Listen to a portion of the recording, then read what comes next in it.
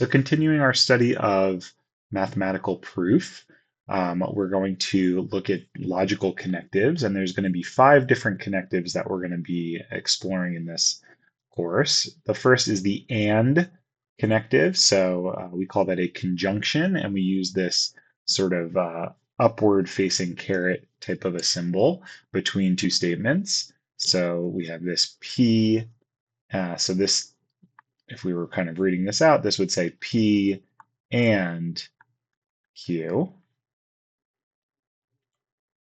We have the or the disjunction, sort of the flipped over version of the and symbol. So this says P or Q.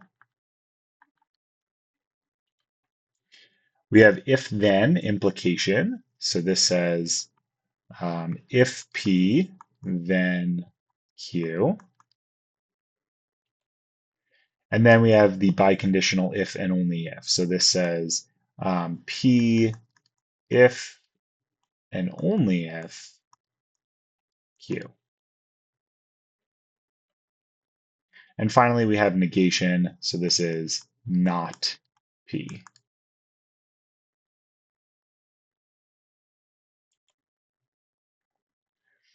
The first 4 connectives are called binary connectives because they connect 2 statements, right? So P and Q, P or Q, if P then Q, P if and only if Q. There's P and Q in in all 4 of those, both appear in all 4.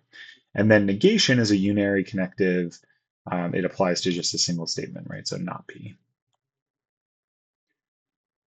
Okay, just to sort of summarize, P and Q, P or Q, if P then Q, P if and only if Q. We're not going to be too worried about sort of the notation of some of these things in this class, but it is good to go over as we're introducing proofs in general.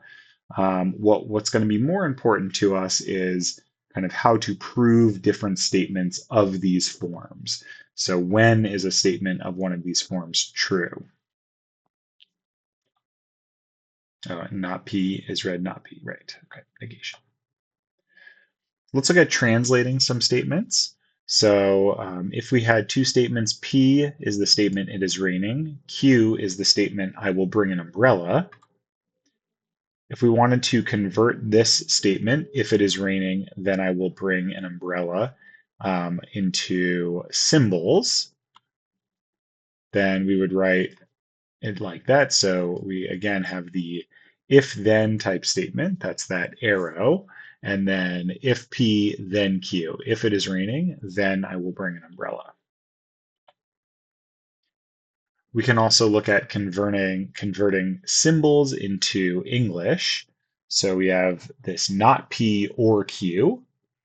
So that says either it is not raining, so not P, or I will bring an umbrella, or Q. So this is probably the most important element of these connectives for our purposes when we're writing proofs. When are these true?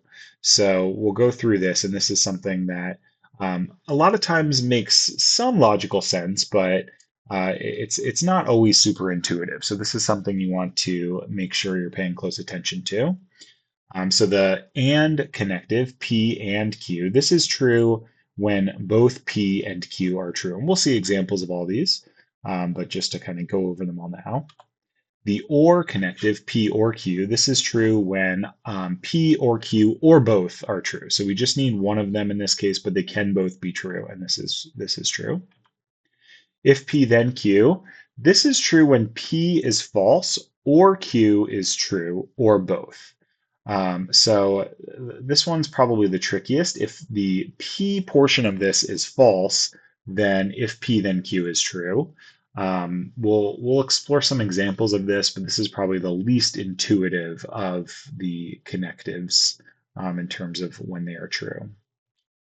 And then we have the P if and only if Q. This is true when both P and Q are both true or both false. Again, that both false is a little bit weird, but it does make sense when you look at some examples.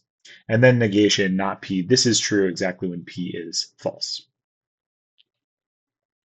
So let's look at an example here determining truth values. We have three statements here. P is 2 is even, Q is 5 is prime, and R is 9 is negative. These are all statements. They aren't all true statements. So 2 is even, so P is a true statement. Q, 5 is prime, that is also true. 9 is not negative, so that is a false statement. So this will be important as we're going through. So P and Q, remember the and connective is true exactly when both the individual statements are true. Since P and Q are both true, this is true. What about P and R? So again, this is an and, so this is only going to be true when both are true. In this case, R is not true, so P and R is going to be false. P or R, this is true when either of the statements is true. Since P is true, I don't really care if R is true or false. It happens to be false, but that doesn't really matter. In this case, the or statement would be true here. Getting a little more complicated, so including some parentheses, we have an or statement, but then in parentheses, we have an and statement. So parentheses in these kinds of statements work just like they do when we're talking about regular order of operations. We're going to kind of think about those parentheses first. So is P and Q true? Well, both P and Q themselves are true. So that's going to be a true statement. So now we have this or connective. I don't care if R is true or false. We have something or something that's true. R happens to be false, but again, it doesn't matter. The statement overall is going to be true since we are dealing with an or connective with something where one of the statements is true. If P, then Q. So this is true when either P is false or Q is true. So in this case, P is true and Q is true. And so this statement is going to be true. If Q, then R. So this time Q is true, but R is false. So this statement is going to be false. If 5 is prime, then 9 is negative. That overall is a false statement. It makes a bit of sense here because we're saying, well, 5 is prime. So if 5 is prime, then 9 is negative. If that were true, then 9 would be negative since 5 is prime, but it is not negative. So this is false.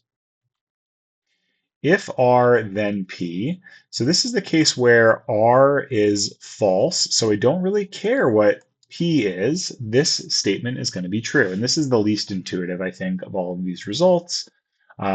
We have a false statement. So if 9 is negative, then 2 is even. The idea here is that 9 is not negative, so whatever I say after that doesn't really matter. This statement is sort of true vacuously because we have our if portion of it is something that is false. So I don't really care what I say after that.